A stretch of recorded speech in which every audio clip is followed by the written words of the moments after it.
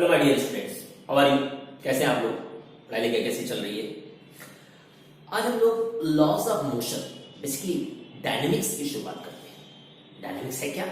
It is the branch of physics in which we study about the motion as well as the cause of motion.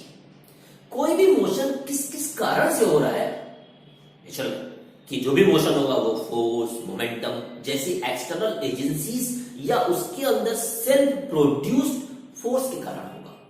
तो हम लोग basically dynamics में motion के साथ साथ उसके कॉज ऑफ मोशन के बारे में भी स्टडी करेंगे कि आखिर मोशन हो क्यों रहा है, क्या क्या फैक्टर्स हैं जिसके कारण ये मोशन हो रहा है। तो इसमें सबसे ज्यादा इंपॉर्टेंट रोल होता है फोर्स का। फोर्स है क्या? इट इज अ कॉज, एक कारण है, और इन्फ्लुएंस एक प्रभाव है, विच ट्राइज, कोशिश करता है, कोई जरूरी नहीं कि सक्सेसफुल हो जाए, which tries to change the position. Position मतलब एक जगह से दूसरी जगह रखने की कोशिश करता है, और tries to change the shape of a body, body को तोड़ने की कोशिश करता है। If I am applying blows over the wall, I am trying, it is not necessary that I will break the wall. So this is the cause, कारण है। और अगर किसी चीज को फूंक मारते हैं तो वो प्रभाव है। तो फोर्स इज अ कॉज और influence which tries to change the shape और पोजीशन ऑफ एन बॉडी। अब इसको हम लोग दो तरीके से कैटेगराइज भी कर सकते हैं। एक तो है फील्ड फोर्सेस। फील्ड फोर्सेस क्या है? ग्रेविटेशनल फोर्स, जिसमें कि बॉडीज एक दूसरे के साथ टच नहीं करती है, but both of them applies force over each other. जो फोर्स काम कर रहा है सन और अर्थ के बीच, जो फोर्स काम कर रहा है अर्थ और मून के बीच, वो क्या है? Gravitational force. कांटेक्ट फोर्स नहीं है, वह केवल और केवल फील्ड के कारण प्रोड्यूस हो रहा है। फील्ड क्या है? कोई भी बॉडी अपने चारों ओर एक प्रभाव क्षेत्र उत्पन्न करती है। कुछ बॉडीज मास के कारण प्रभाव क्षेत्र उत्पन्न कर रही है, चार्ज के कारण प्रभाव क्षेत्र उत्पन्न कर रही है, या मैग्नेटिक फील्ड के कारण प्रभाव क्षेत्र उत्पन्न कर रही है। तो मास के कारण उत्पन्न प्रभाव क्षेत्र कहलाएगा ग्रेविटेशनल फील्ड। चार्ज के कारण जो इन्फ्लुएंशियल एरिया प्रोड्यूस होगा उसको हम लोग कहेंगे इलेक्ट्रिक फील्ड। और जो मैग्नेटिक फील्ड के कारण क्षेत्र मिल रहा है, मैग्नेटिज्म के कारण जो हमें फील्ड मिल रही है, प्रभाव क्षेत्र मिल रहा है, उसको हम लोग कहेंगे मैग्नेटिक फील्ड। तो फोर्स को दो पार्ट में डिवाइड किया गया है। एक फोर्स है फील्ड फोर्स, जो कि एक नेचुरल थिंग है। फील्ड के कारण एक बॉडी दूसरे बॉडी के ऊपर एक फोर्स अप्लाई करती है। और दूसरा है कांटेक्ट फोर्स। इस कांटेक्ट फोर्स में बॉडी डायरेक्ट कांटेक्ट में होने के बाद एक दूसरे के ऊपर फोर्स अप्लाई करती है। न्यूटन्स थर्ड लॉ के अनुसार every action has an equal and opposite reaction. उसको थोड़ी देर बाद देखते हैं।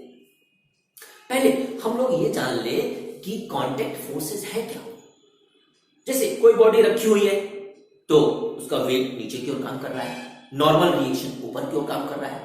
तो जो भी फोर्स काम कर रहा है वो टू डिफरेंट बॉडीज के ऊपर काम कर रहा है।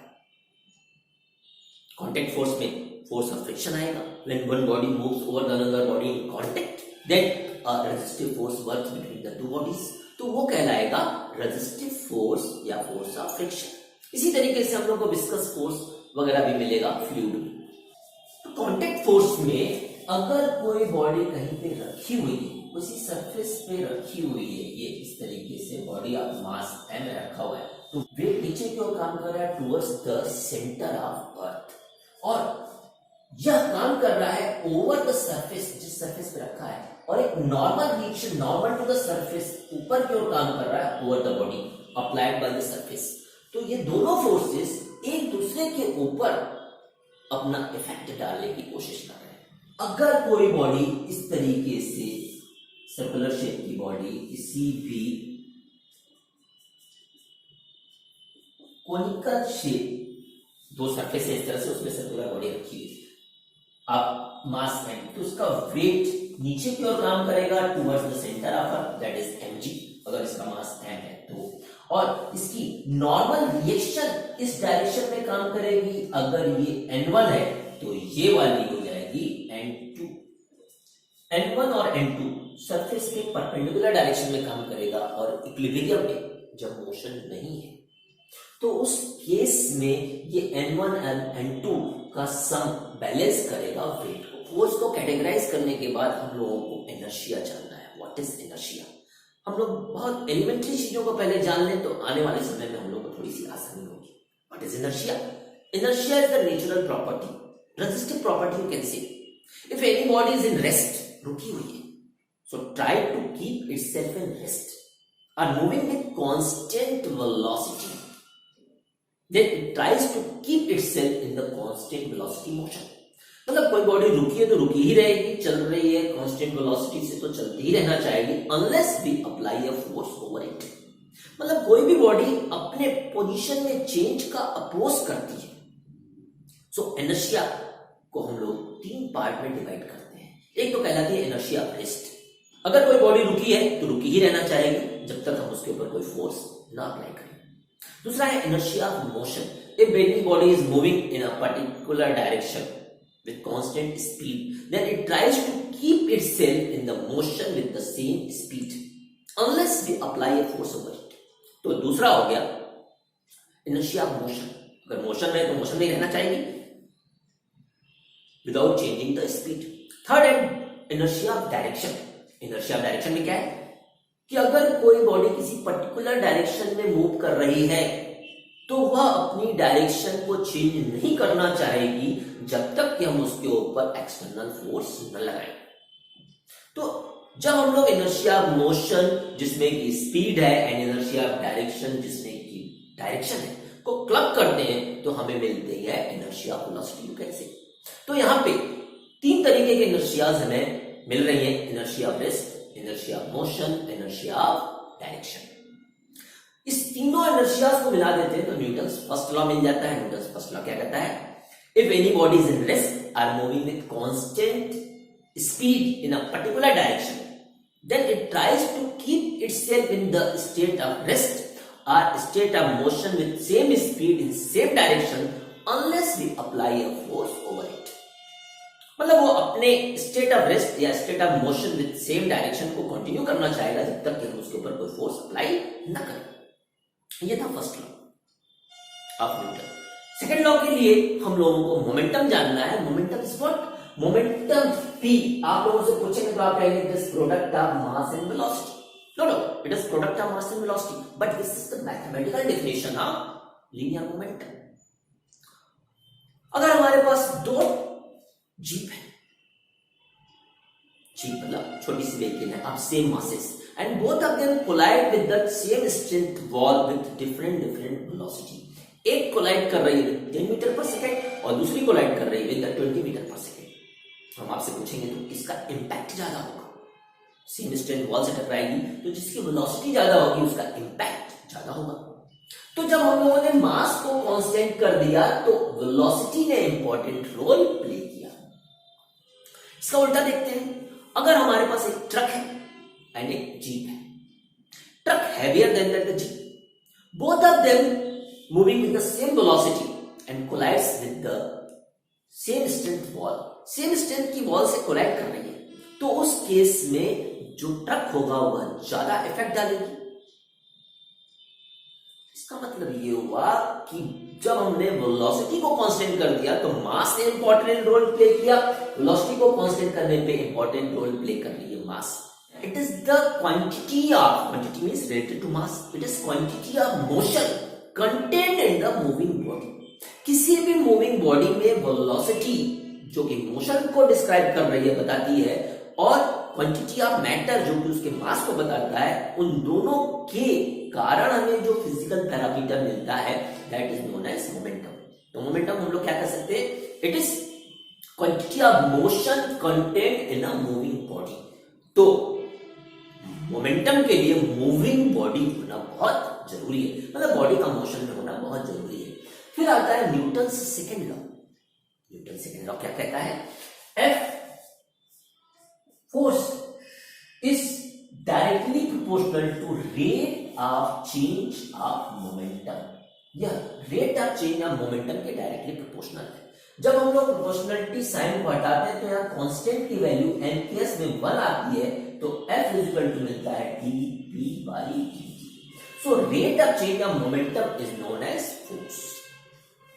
बाकी इसकी यूनिट्स वगैरह आप लोग को पता होंगी। यहाँ पे फोर्स को और ज्यादा डिस्क्राइब करें तो d by dt at the place of momentum we can write mv।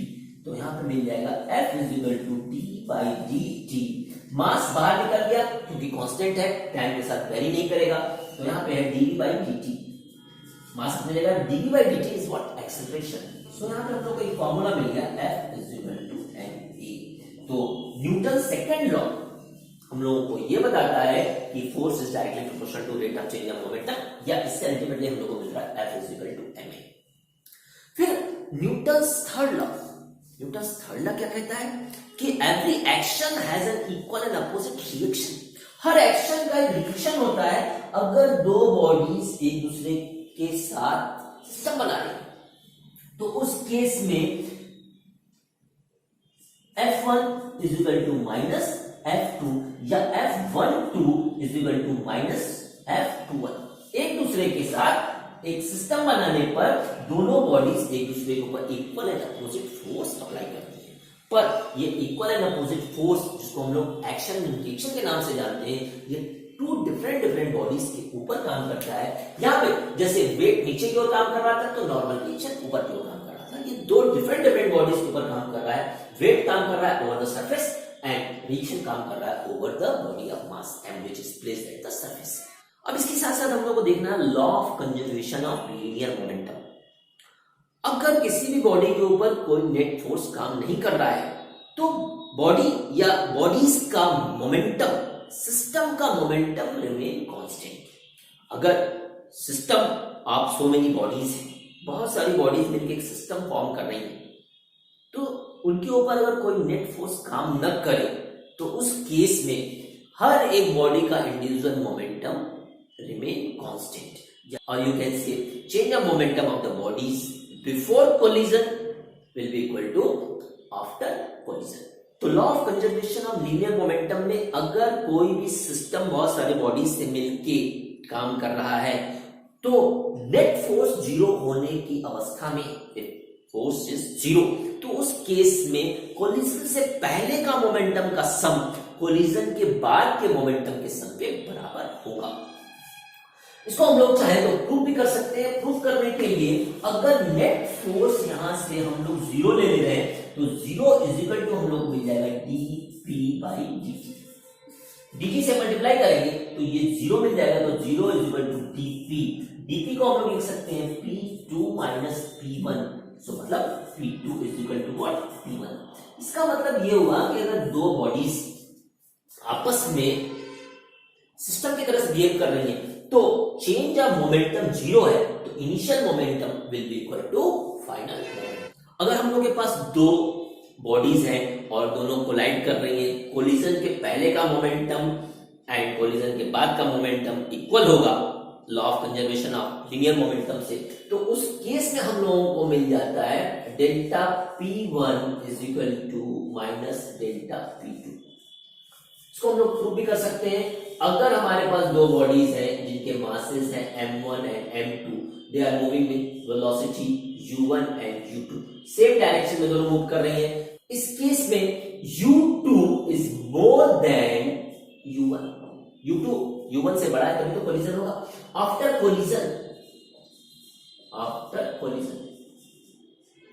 Collision के बाद इसकी मास m1 की वेलोसिटी हो जा रही है v1 एंड m2 की वेलोसिटी हो जा रही है v2, सेम डायरेक्शन में, इसी डायरेक्शन में ऐसे। तो बिफोर कोलिजन हम लोग को मोमेंटम मिल जाएगा m1 u1 plus m2 u2, और आफ्टर कोलिजन हम लोग को मिल जाएगा m1 v1 plus m2 v2। इसको थोड़ा ठीक ठाक करें, 2 कंटेनिंग टर्म को एक तरफ और 1 कंटेनिंग टर्म को एक तरफ करें तो यहां पे हो जाएगा m1 u1 minus m1 v1 is equal to m2 v2 minus m2 u2।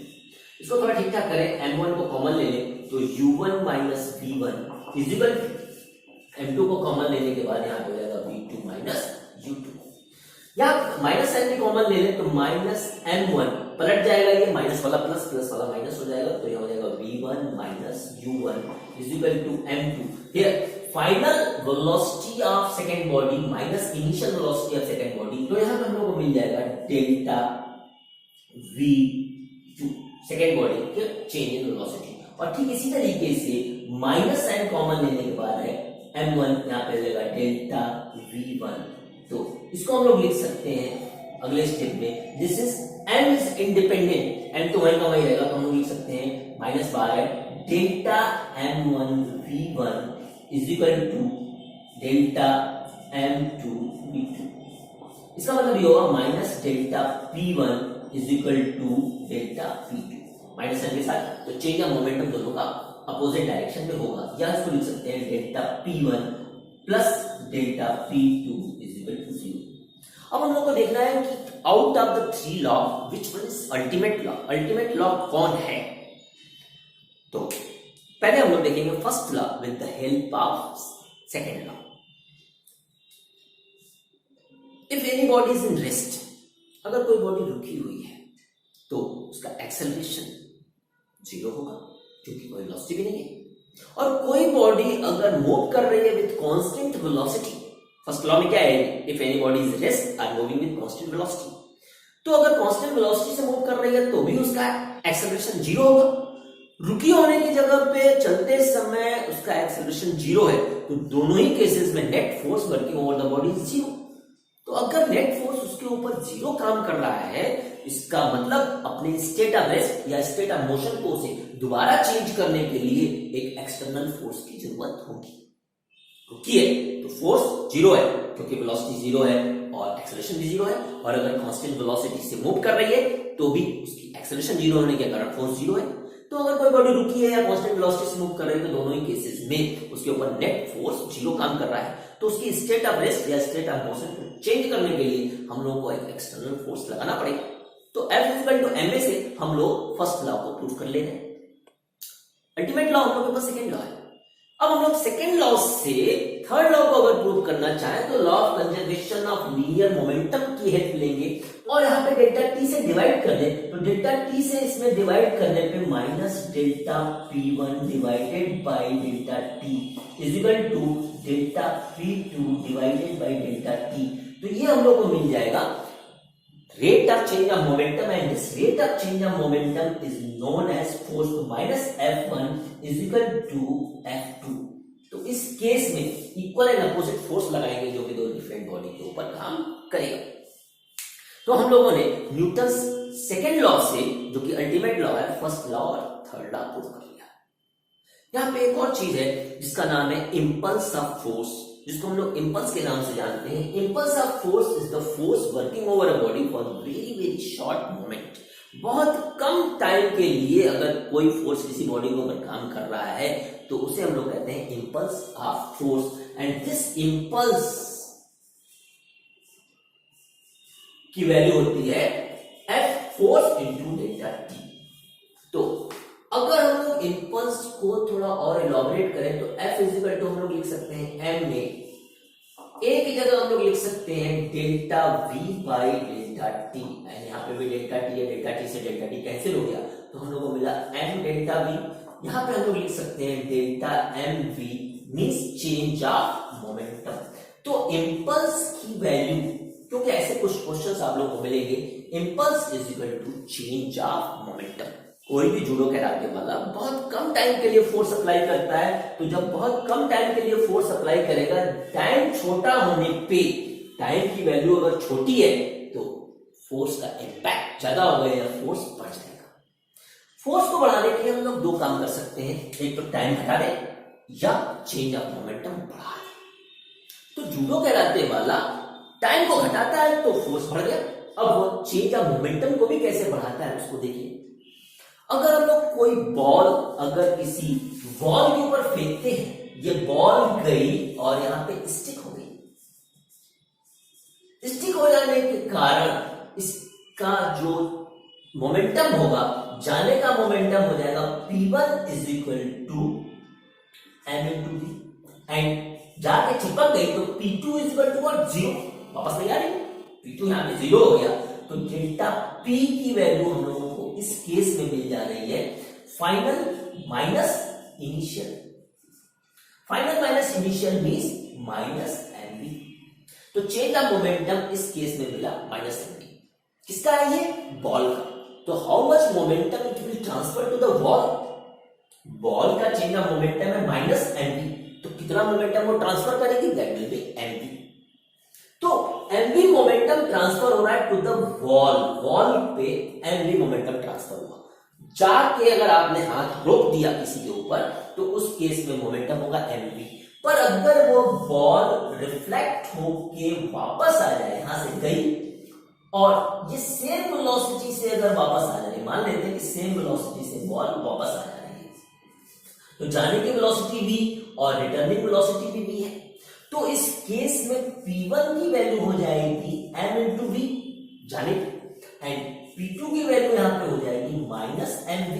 तो change in momentum delta p जो कि होता है p2 minus p1 is equal to हो जाएगा माइनस mv ऑफ, इसमें माइनस यहां पे भी है तो माइनस माइनस दो बार माइनस है तो माइनस 2mv। इसका मतलब change of momentum of the ball is minus 2mv। So how much momentum it will transfer to the ball? Ball को जो मोमेंटम ट्रांसफर करेगा वह हो जाएगा अब हम लोग के पास 2mv। तो फर्स्ट केस में जब बॉल जाके रुक जा रही थी तो चेंज ऑफ मोमेंटम जो ट्रांसफर हो रहा था वो था mv। हाथ ले जाके रोक दिया तो चेंज ऑफ मोमेंटम है mv। अगर हाथ को वहां तक पहुंचाने के बाद झटके से वापस लेके आ रहे हैं कम टाइम में तो चेंज ऑफ मोमेंटम हमारा ट्वाइस हो गया। तो मोमेंटम भी बढ़ा लेता है जुड़ो कराते वाला और टाइम भी घटा देता है। मोमेंटम बढ़ा के टाइम घटा लेता है तो दो तरीकों से उसका फोर्स बढ़ जाता है, मतलब इंपैक्ट ऑफ फोर्स उसका बढ़ गया। कैसे? टाइम घटाने से और मोमेंटम बढ़ाने से। बाकी फर्स्ट लॉ, सेकेंड लॉ और थर्ड लॉ के बहुत सारे एप्लीकेशंस आप लोगों ने पढ़े होंगे। एक चीज पहले यहाँ पे और क्लियर कर दें, mass and weight. Mass is a natural thing, it is the quantity of matter contained in a body. Body के अंदर जो मैटर है वह है मास, एंड वेट क्या है? It is the product of mass and acceleration due to gravity. इसका मतलब ये हुआ कि weight acceleration due to gravity के ऊपर, एक्सेलरेशन के ऊपर डिपेंड कर रहा है। अगर कहीं पे भी एक्सेलरेशन वेरी करता है तो एक्सेलरेशन के वेरी करने के कारण वेट में change, but mass will remain constant. Mass उसका कांस्टेंट रहेगा। तो हम लोग जो भी वेट मेजर करते हैं that is due to the reaction. जब हम लोग वेइंग मशीन पे खड़े होते हैं तो वेइंग मशीन उतना ही रिएक्टिव फोर्स लगाती है जितना कि हम वेट के रूप में उसके ऊपर लगा रहे हैं। उस रिएक्टिव फोर्स को मेजर करके हम लोग वेट को मेजर करते हैं। और जब हम लोग चेयर पे बैठते हैं so we are applying a weight over the chair. Weight applies a reactive force to us. उस रिएक्टिव फोर्स के कारण हम अपना वेट महसूस करते हैं। अगर आप चेयर में बैठने वाले हैं और चेयर कोई पुल कर दो, चेयर खींची, तो जो नॉर्मल रिएक्शन है वह काम नहीं करेगा, और नॉर्मल रिएक्शन न काम करने के कारण आप अपना वेट महसूस नहीं करेंगे, जिसको हम लोग वेटलेसनेस कंडीशन कहते हैं। तो चेयर पे बैठते अगर आपकी कोई चेयर हटा लेता है तो उस मोमेंटरी टाइम में आप लोगों को वेटलेसनेस महसूस होती है। क्यों? क्योंकि उसमें एक्सेलरेशन घट जाता है, एंड एक्सेलरेशन घट जाने या जीरो हो जाने के कारण, एक्सेलरेशन घट जाने या जीरो हो जाने के कारण आपके वेट में कमी महसूस होती है। मास नहीं कम होता है, बट आपका weight is appears to decrease. अब जैसे जॉइंट व्हील है, बड़ा सा व्हील है, उसमें आप लोग नीचे से ऊपर जा रहे हैं। जब आप नीचे से ऊपर जाते हैं तो आपको लगता है कि सीट के साथ चिपक गए, पर जब आप उसी जॉइंट व्हील में ऊपर से नीचे आते हैं तो लगता है कि पैरों तले जमीन खिसक गई and something is coming out from mouth. उस केस में जब आप नीचे से ऊपर जा रहे हैं तो आपका weight is appears to increase because your G is increasing. But when you are coming down, then your G, that is the net acceleration, is appears to decrease.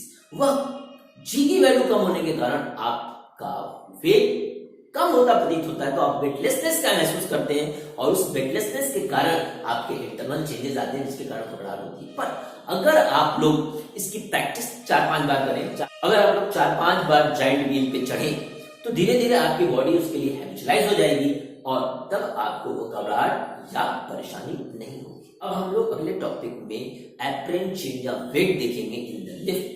Lift के अंदर कोई बॉडी अगर है तो एपरेंट चेंज कैसे होगा due to the change of acceleration, उसको हम लोग आगे देखते हैं। तो पहले इसको हम लोग को इरेज करना है।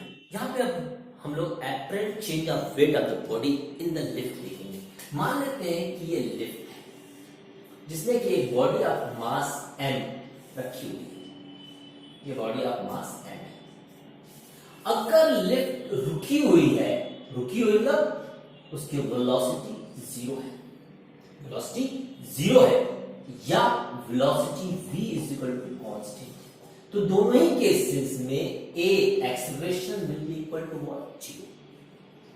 स्टेशनरी है या रेस्ट में है? रेस्ट में होने के कारण इसका वेट mg नीचे की ओर काम करेगा और इसका नॉर्मल रिएक्शन r ऊपर की ओर काम करेगा। इसमें कोई भी मोशन नहीं है। मोशन न होने के कारण r is equal to mg, या हम लोग लिख सकते हैं r minus mg। There is no motion, m into zero, no acceleration, so r minus mg is equal to zero. Therefore r is equal to mg। तो body अगर रुकी है या कांस्टेंट वेलोसिटी से मूव कर रही है, क्योंकि कांस्टेंट वेलोसिटी से मूव करेंगे तो acceleration will be equal to what, zero. तो ये केस बहुत आसानी से निकल गया, इसमें कोई दिक्कत नहीं है। मतलब जितना नॉर्मल रिएक्शन काम करेगा उतना ही उसका वेट होगा।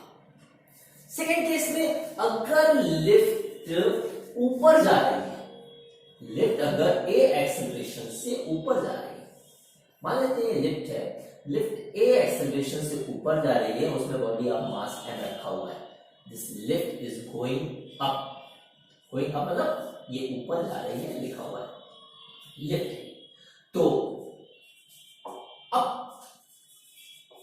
इस केस में जो भी वेट होगा उसका mg नीचे को काम करेगा। इसका नॉर्मल रिएक्शन, इससे डिस्टिंग्विश करने के लिए हम लोग यहाँ पे r1 ले रहे हैं, डिस्टिंग्विश करने के लिए r1 ले रहे हैं, और इस एक्सेलरेशन को भी डिस्टिंग्विश करने के लिए नेक्स्ट केस से यहाँ पे a1 ले रहे हैं।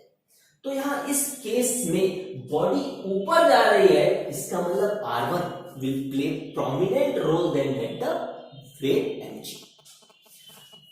तो यहाँ पे r1 माइनस mg, क्योंकि अल्टीमेटली जो नेट फोर्स काम करेगा वो ऊपर की ओर काम करेगा, तो r1 minus mg is equal to मिल जाएगा ma1। ma1 किसके बराबर है? जो नेट फोर्स ऊपर की ओर काम कर रहा है। हम लोग लिख सकते हैं ma1 is equal to f1।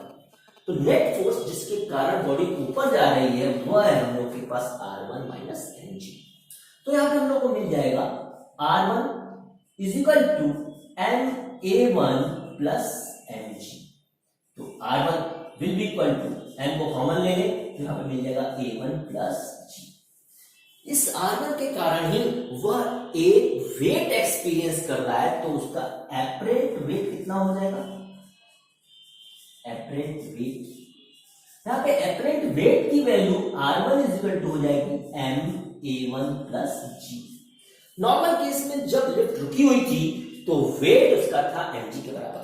अब लिफ्ट जब ऊपर जा रही है, लिफ्ट के ऊपर जाने के कारण उसका नेट एक्सेलरेशन अब बढ़ गया, a1 प्लस g हो गया।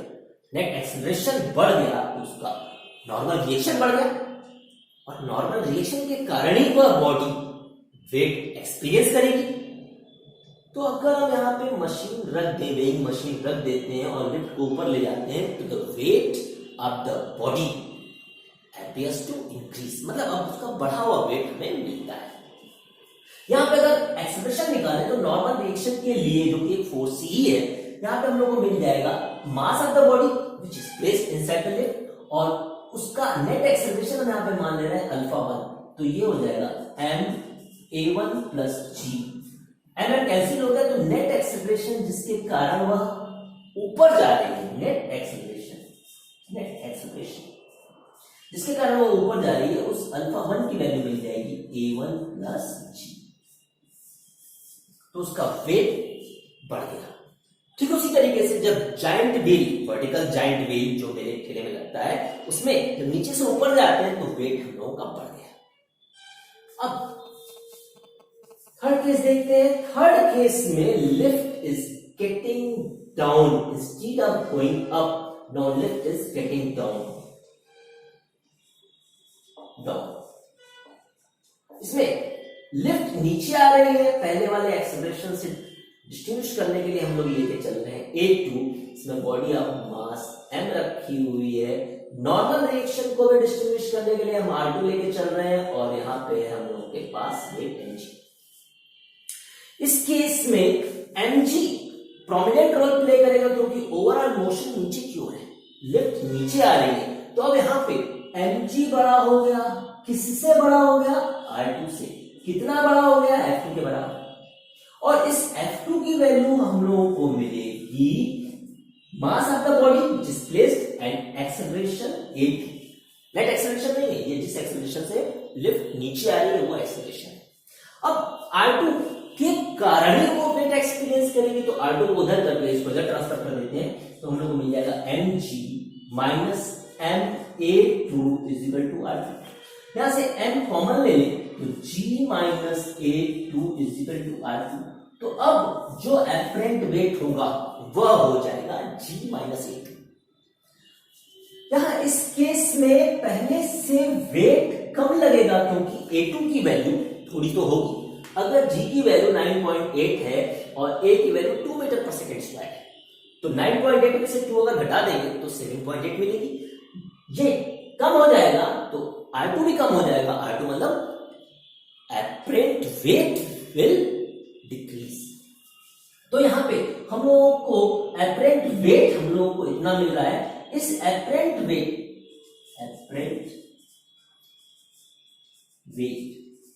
की वैल्यू मिल गई R2 के बराबर, जो कि है mg माइनस a2। अब हम लोग चाहें तो इसका एक्सेलरेशन निकाल सकते हैं। इस एक्सेलरेशन निकालने के लिए हम लोग यहां पे लिखेंगे m अल्फा 2। यहां पे m अल्फा 1 लिया था, यहां m अल्फा 2। m में कैंसिल आउट तो g minus a2 is equal to what? Alpha 2। तो नेट एक्सेलरेशन बॉडी का जो रखी हुई है उसका हो जाएगा g माइनस a2।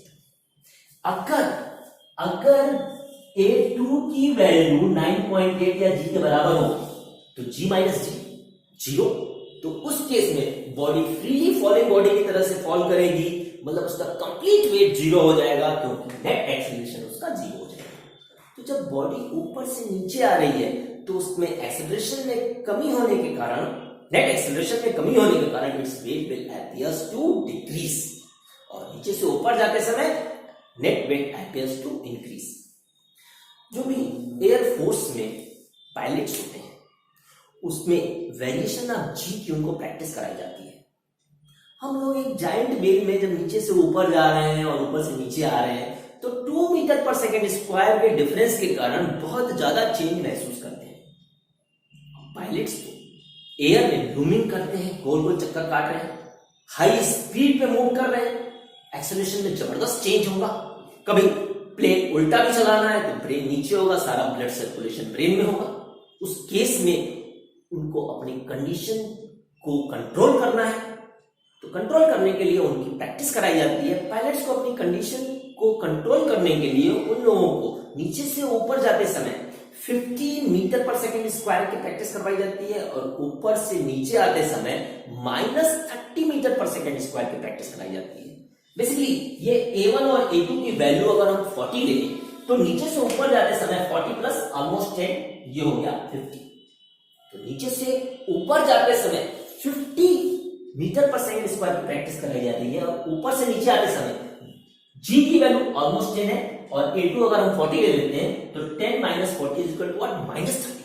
मतलब बहुत हाई एक्सेलरेशन से वो नीचे आ रहा है, तो हाई एक्सेलरेशन से नीचे आते समय उसके ब्रेन में, उसके फिजिक्स में चेंज आएगा। उसको कंट्रोल करने के लिए उनको प्रैक्टिस कराई जाती है। प्रैक्टिस कराने के लिए लंबे से पोल के ऊपर एक चेयर फिट रहती है, टाइट रहती है, जिसमें कि चेयर को high acceleration with the help of force ऊपर ले जाते हैं या हाई एक्सेलरेशन से ऊपर से नीचे लेके जाते हैं। तो आप सोच सकते हैं कि पायलट हाई स्पीड पे प्लेन को उल्टा करके लूमिंग करते समय अपने पूरे ब्रेन को कंट्रोल करता है with the help of continuous practice. अब इसके क्वेश्चंस हम लोग लगाएंगे, पर क्वेश्चंस लगाने से पहले कुछ थ्योरीज देख लेते हैं, उसके बाद नेक्स्ट टर्म से हम लोग क्वेश्चन सॉल्व करेंगे। यहाँ पे पुली बेसिकली है क्या? एक डिस्क टाइप की चीज है जिसके ऊपर एक थ्रेड को हम लोग ले जाते हैं और उस थ्रेड के दोनों एंड पर वेट या टेंशन लगा के हम लोग उस पुली से वर्क लेते हैं, या पुली से हमें एक मैकेनिकल एडवांटेजेस मिलती है। वो किस तरीके से मिलती है उसको आने वाले समय में देखेंगे। टेंशन के बारे में एक चीज बता दें, टेंशन जो कि स्ट्रिंग में प्रोड्यूस्ड होती है वह अप्लाइड फोर्स के अपोजिट डायरेक्शन में होती है। जिस भी डायरेक्शन में हम स्ट्रिंग के ऊपर फोर्स लगा रहे हैं उसके अपोजिट डायरेक्शन में एक फोर्स काम करता है। अगर हम लोगों के पास कोई स्ट्रिंग है जिसके दोनों तरफ हम लोग फोर्स F लगा रहे हैं तो इसमें इस F के अपोजिट डायरेक्शन में एक टेंशन काम करेगी और इसके अपोजिट डायरेक्शन में एक टेंशन काम करेगी। ये दोनों टेंशंस एक दूसरे को कैंसिल करेंगे। मतलब जिस भी डायरेक्शन में हम फोर्स लगाते हैं उसके अपोजिट डायरेक्शन में टेंशन काम करती है। और अगर थ्रेड एक ही है, स्ट्रिंग एक ही है, तो उस केस में टेंशन भी एक ही होती है। तो पुली इस डिस्क टाइप की चीज है जिसके ऊपर हम लोग थ्रेड को इस तरीके से घुमाते हैं। ये बीच में कहीं पे सस्पेंडेड है लाइक दिस। तो यहाँ पे कुछ केसेस ले लेते हैं जिसको हम लोग कनेक्टेड मोशन के नाम से भी जानते हैं। यहाँ पे अगर एक पुली के ऊपर थ्रेड लेने के बाद उस पर दो मासेस लगा दे रहे हैं, ये मास है हमारे पास M2 और ये मास है M1। जैसा कि दिखाई भी दे रहा है कि मास M1 is more then mass M2। यहां पे कुछ चीजों का ध्यान देते हैं। मान के चलते हैं कि थ्रेड का कोई भी मास नहीं है, नेग्लिजिबल मास है। जो भी पुली ले गई है वो नेग्लिजिबल साइज की है और उस पुली का मास भी हम लोग 0 लेके चलते हैं। जब तक मास न लिया जाए तब तक के लिए हम लोग अभी ये एग्जांपल लेके चल रहे हैं। तो टेंशन काम कर रही है ऊपर की ओर क्योंकि वेट नीचे की ओर काम कर रहा है। हर अवस्था में टेंशन ऊपर की ओर काम करेगी। क्यों? क्योंकि force in the form of weight working in the downward direction. तो यहाँ पे टेंशन इक्वल है क्योंकि स्ट्रिंग या थ्रेड हम लोग के पास सेम है। यहाँ पे इसका वेट M1G नीचे की ओर काम करेगा, इसका भी वेट M2G नीचे की ओर काम करेगा, पर ये भारी है तो इसमें मोशन एक्सेलरेशन नीचे होगा और इसमें मोशन एक्सेलरेशन ऊपर होगा। मतलब M1 वाली बॉडी नीचे जा रही है और M2 वाली बॉडी ऊपर जा रही है। एक्सेलरेशन क्यों सेम होगा? क्योंकि थ्रेड और पुली सिंगल है। यहां पर अगर हम लोग इक्वेशन देखते हैं, इक्वेशन ऑफ फर्स्ट का अगर इक्वेशन देखें तो यहां पे लीड M1G कर रहा है। क्यों? क्योंकि मोशन नीचे है। तो यहां पे M1G माइनस टी क्यों है? क्योंकि टी ऊपर की ओर काम कर रहा है पर अल्टीमेटली मोशन नीचे है। तो M1G minus T is equal to force F1 and F1 की जगह हम लोग लिख सकते हैं mass and next acceleration A। तो हम लोग को यहाँ पे एक इक्वेशन मिल जा रहा है M1G minus T is equal to M1A। ये एक इक्वेशन मिल गया। अभी एलिमेंट्री चीजें बता रहे हैं, उसके बाद डायरेक्ट आप किस तरीके से फॉर्मूले का यूज करेंगे उसको अगले टाइम में बताया जाएगा। यहाँ पे सेकेंड देते हैं equation of second body.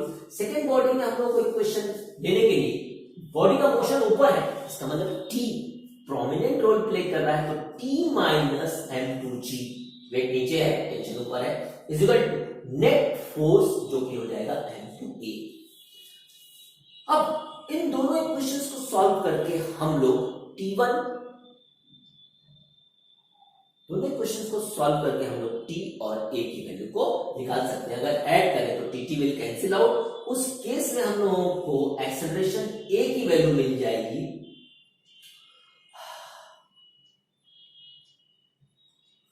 M1 minus M2G here M1 plus M2।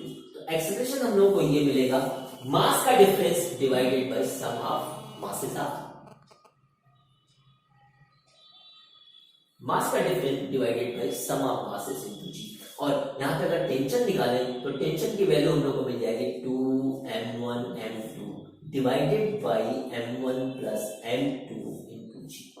इस केस में हमेशा एक्सेलरेशन की value will be less than G होगी।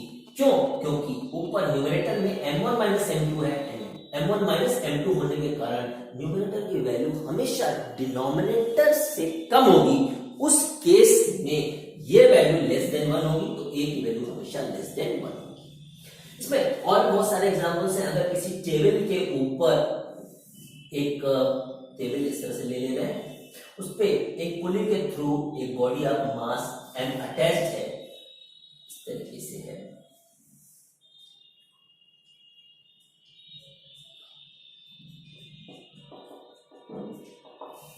यहाँ पे पुली लगी हुई है इस तरीके से, यहाँ पे body of mass m attached है और ये पुली के थ्रू नीचे जा रहा है।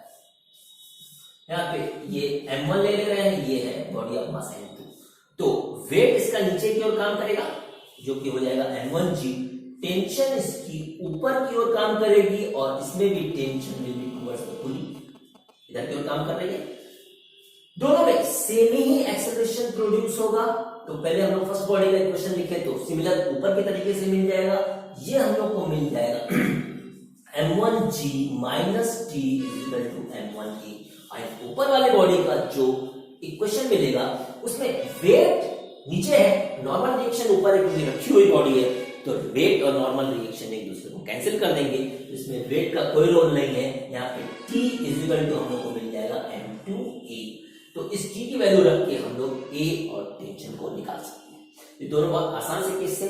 अब हम लोग एक इंक्लाइंड प्लेन पर अगर कोई पुली रखी है तो उसके लिए एक्सेलरेशन और उसके अंदर टेंशन को निकालेंगे, पर उसके लिए पहले हम लोग को इसको इरेज करना होगा। यहाँ पे इंक्लाइंड प्लेन पर पुली लेकर हम लोग इसका मोशन देख रहे हैं। यहाँ पे पुली लगी हुई है इस तरीके से, एक मास इधर है, मान लेते हैं दिस इज m2। ये पुली के ऊपर गया और ये इस तरीके से आ रहा है, दिस इज m1। यहाँ इस केस में भी m1 is more than m2 लेके चल रहा है, तो ये मास नीचे आएगा एंड ये मास इस डायरेक्शन में जाएगा। यहाँ पे इसका वेट m1g नीचे काम करेगा।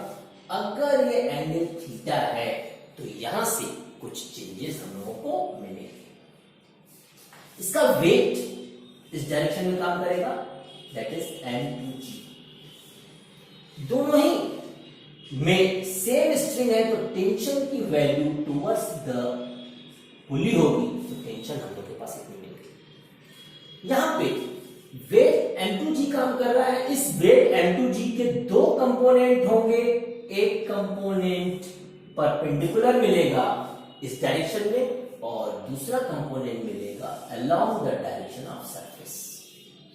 तो इस m2g के दोनों कंपोनेंट को जानने के लिए हम लोग पहले एंगल देखेंगे। ये एंगल 90 डिग्री, तो ये अंदर वाला एंगल हो जाएगा 90 माइनस थीटा। ये अंदर वाला एंगल 90 माइनस थीटा है, तो ये वाला एंगल हम लोग को मिल जाएगा थीटा। ये वाला एंगल थीटा है तो m2g का सटा हुआ कंपोनेंट हम लोग को ये वाला मिलेगा m2g cos थीटा। एंगल के साथ सटा हुआ कंपोनेंट cos में होता है और हटा हुआ कंपोनेंट इस डायरेक्शन वाला हम लोग को मिल जाएगा m2g sin theta. Means m2g sin theta के कारण बॉडी नीचे आना चाहेगी पर अल्टीमेटली मोशन किधर है, ऊपर की ओर। यहाँ पे एक और इंपॉर्टेंट चीज है कि इसका नॉर्मल रिएक्शन ऊपर की ओर काम करेगा इस डायरेक्शन में, तो नॉर्मल रिएक्शन बैलेंस हो रहा है m2g cos थीटा से। ये तब हम लोग लेके चल रहे हैं जब कोई भी फोर्स ऑफ फ्रिक्शन काम नहीं कर रहा है। हम लोग मान के चल रहे हैं कि फोर्स ऑफ फ्रिक्शन यहाँ पे नेग्लिजिबल है। फोर्स ऑफ फ्रिक्शन अगर काम करेगा तो उसमें थोड़े से इक्वेशंस में टर्म बढ़ जाएंगे और कुछ फर्क नहीं आएगा, बेसिक्स वही रहेंगे। तो यहाँ पे इसका इक्वेशन अगर लेते हैं फर्स्ट बॉडी का, तो फर्स्ट बॉडी का इक्वेशन हम लोग को मिल जाएगा m1g minus t is equal to m1a। ये फर्स्ट इक्वेशन हम लोग को मिली आराम से नीचे की ओर। इस केस में जहां m2g इधर काम कर रहा है और टेंशन इधर काम कर रही है, मोशन इधर की ओर है, अपवर्ड डायरेक्शन में मोशन है, तो मतलब टेंशन प्रोमिनेंट रोल प्ले कर रहा है। किससे? m2g sin थीटा से। m2g sin थीटा से ज्यादा मजबूत है कौन? T। और यहां पे हम लोग को मिल जाएगा नेट फोर्स m2e। अब ये दोनों इक्वेशंस हम लोग को मिल जा रहे हैं, दोनों इक्वेशंस की हेल्प से हम लोग a और t निकाल सकते हैं। ऐड कर दें तो ऐड करने पे tt विल कैंसिल आउट, यहां पे हम लोग को मिल जाएगा m1 minus m2 sin theta into g divided by m1 plus m2 is equal to e।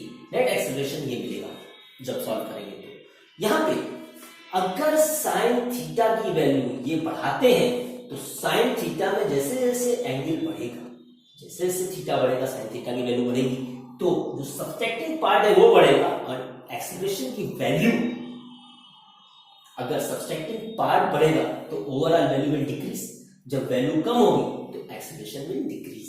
तो जैसे जैसे इसको ऊपर उठा रहे हैं वैसे वैसे एंगल बढ़ने के साथ एक्सेलरेशन कम हो रहा है, और जैसे जैसे इसको घटाते हुए जीरो पे लेके आ रहे हैं तो साइन 0 डिग्री की वैल्यू हो जाएगी 0। तो उस केस में हम लोग को मिल जाएगा m1 upon m1 plus m2, m1 upon m1 plus m2 ये वाला केस मिलेगा।